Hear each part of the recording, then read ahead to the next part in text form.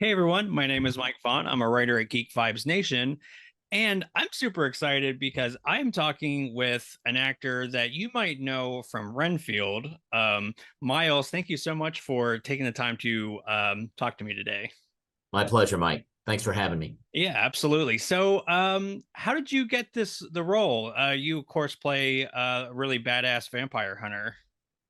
Well, I got it the old-fashioned way. I auditioned for it, and the director, Chris McKay, liked what I did and hired me to do this really cool film. Nice. Now, had you ever met Nicolas Cage prior to the film? No, I had not met Nick before the film. I had long admired Nick's work. I saw Nick's performance in Leaving Las Vegas when I was in college and drama school, and it changed the way I thought about film acting. I got to talk to him a little bit about that on set, which was a real thrill for me.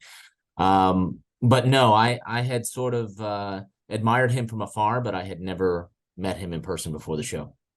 Nice. So, what was he like? Was he kind of everything you kind of hoped he would have been? He's a presence. I'll say that. One thing I really appreciate about Nick, though, is that he hung out with the other members of the cast in between setups. He was gregarious. He was gracious. He shared war stories.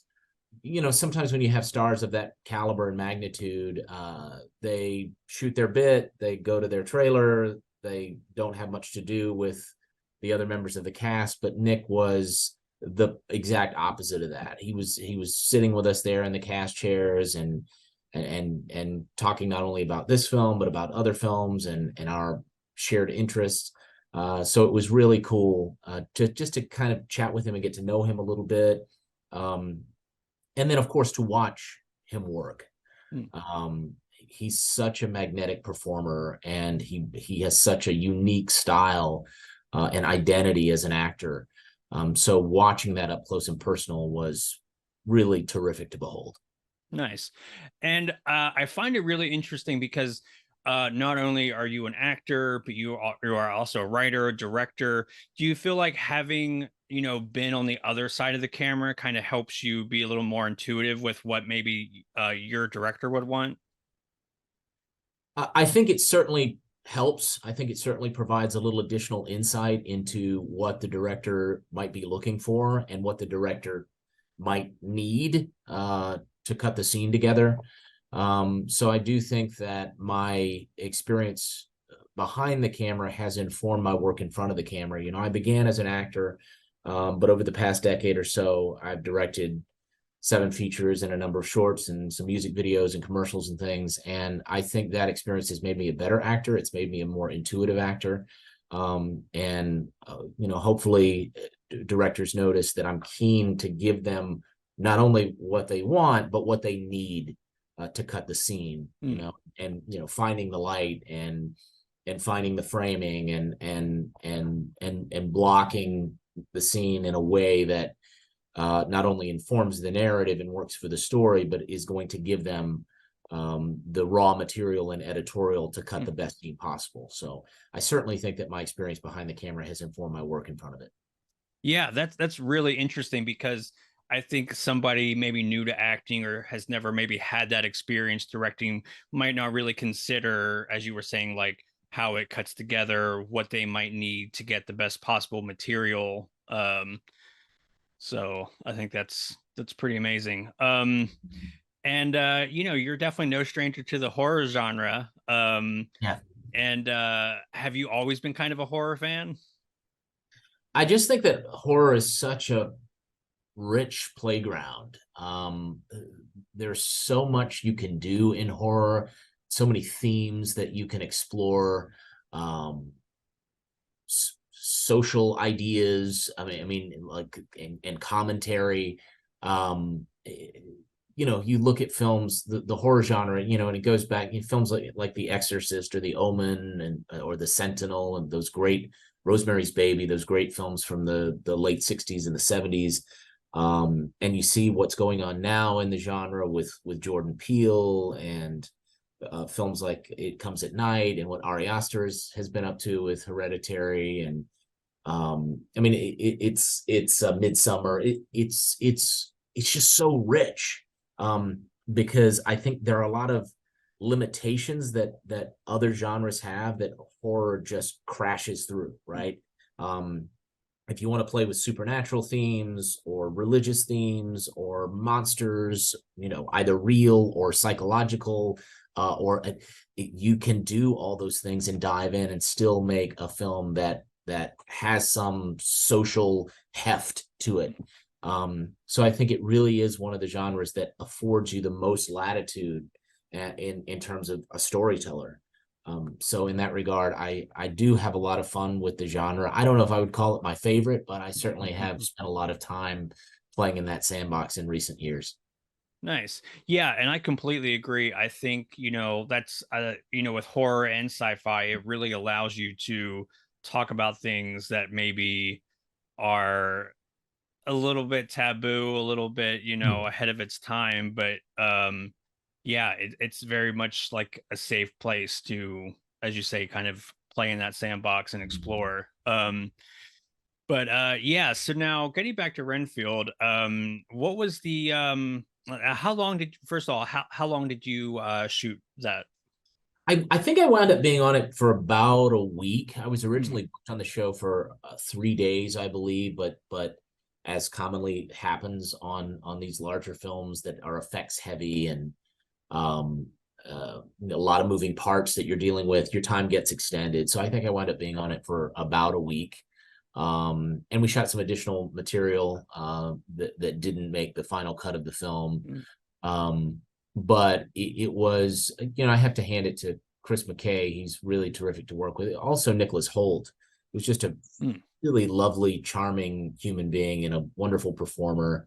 I went to the table read for this film, and I read not only my part, but some other parts that were not cast yet. And I remember that first day, and I'm sitting there with right next to Aquafina and Nick Cage there and Shoria Dashlu and wonderful actors. And Nick Holt came in and proceeded to introduce himself to everyone at the table that he Mm. had already met. Just a really, really cool guy. So it was a great team of folks. I mean, Robert Kirkman also is involved, of course, and um, that had this, I think, really special, funny, gory, irreverent vision for the Dracula lore, um, and it comes through. I feel like it really lands. Yeah, I saw it in theaters, loved it. I actually want to kind of go back and see it again because it's great. It's definitely one of those that I had a lot of fun with it, and I kind of don't understand some of the naysayers, but Mm. um are you allowed to talk a little bit about some of the scenes that were cut? Man, I don't know. Uh, I don't I don't know. I think there was they originally had a longer prologue in mind. There is that bit that's in black and white where you see Nick and Nick meeting each other for the first time. Um and originally I believe there was a notion to have more to that also included the vampire hunters and their ongoing pursuit of Dracula. So that I think that was what was in their heads. Um, and as commonly happens in movies, it happens on my own movies. Sometimes it just doesn't make sense when you see it, or it slows down the pacing. Um, and you have to get the scissors out and make sure you have crafted the most streamlined film possible. I mean, so much of what we do in filmmaking is about rhythm and movement and pacing and not feeling like anything that's in the film is grinding the gears and slowing the machine down. So I'm sure it just came down to they felt like it didn't drive the narrative forward, that those elements of the story were being told elsewhere. And so they had to keep the thing clipping along. And it's a crisp 93 minutes, and it really does move. And I think that's important for a film like this, to sort of not get too, there's a mythology at play, but I think the film does an excellent job of not getting too bogged down in the mythology and just, getting to the meat of the story. So I'm sure that those edits were made in the interest of that. Yeah, and I think what's so brilliant about this film is it really does walk a nice line of irreverent humor, Mhm. but there is a lot of heart. There is a lot of really good character development. I mean, I'm sure I'm not telling you anything new when straddling the line between, comedy and horror and action, like that's a lot of plates to keep in the air, like it's Also, an incredibly compelling treatise on codependency. mm, You yeah. know, there's a lot of really cool stuff at play in this film. Yeah, no, I'm glad you mentioned that because I was talking to a friend about this and I was like, I think it's maybe one of the best films about, toxic relationships Yeah. and just narcissist and being in a really bad relationship. And it's also a fun, campy horror action romp. Yeah. And making all those things work and one element not overtaking the other is I think like it's pretty impressive. Yeah. Yeah, it's well, I think again, I think Chris had a really clear vision as to what he wanted to do here. He had excellent collaborators, both in terms of cast and crew, and everybody was on the same page. And filmmaking is a collaborative sport, and everybody's there in the service of a single vision. And I think that is certainly true of this film. And you see it, you see that love, and you see the support of the vision, and that the team effort in the final product. Yeah, absolutely. Now, was there any like fun behind the scenes stories that you can tell or something that was like memorable? Well, I mean, I would just say it was a gas sitting and just chatting with Nick and Nick, both of whom are pretty chatty, gregarious, you know, ebullient human beings. Um, and of course, Nick is in his Dracula regalia and makeup the entire time, um, telling these stories about his experiences on various films. And um, it was just a real treat. Kind of a little bit of a pinch me moment for me, only because I have long admired his work. Um, but it's the type of thing that I think when you get to work with your heroes, you constantly have to remind yourself that uh, you know they weren't always Nick Cage. They came from somewhere too, and they had dreams and they had aspirations, and they came up through the ranks, and they were knocked down and suffered setbacks and worked through and pushed through to become ultimately who they are. And at the end of the day, we're all just human beings trying to make our way through this crazy world. And that's really cool too, to meet those guys at the human level, and to work with, work with those guys just as your castmates and as fellow human beings. And so that was a really cool element of the experience, just getting to talk and hang with Nick and Cage, in particular, and Nick Holt, um, and just how gracious they were to their fellow cast members, when a lot of times that just doesn't happen on huge films like that. So it was certainly a really positive experience for me. Nice.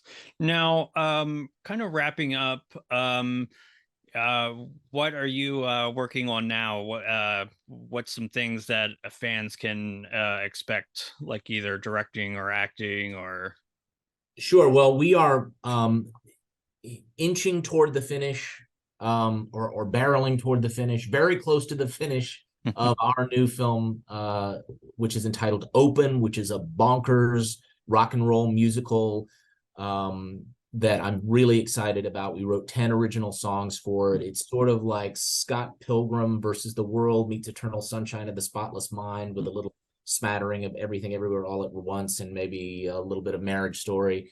And Jeremy London is in that film, playing a sort of slightly meta version of himself, although a little bit darker than who Jeremy is in real life.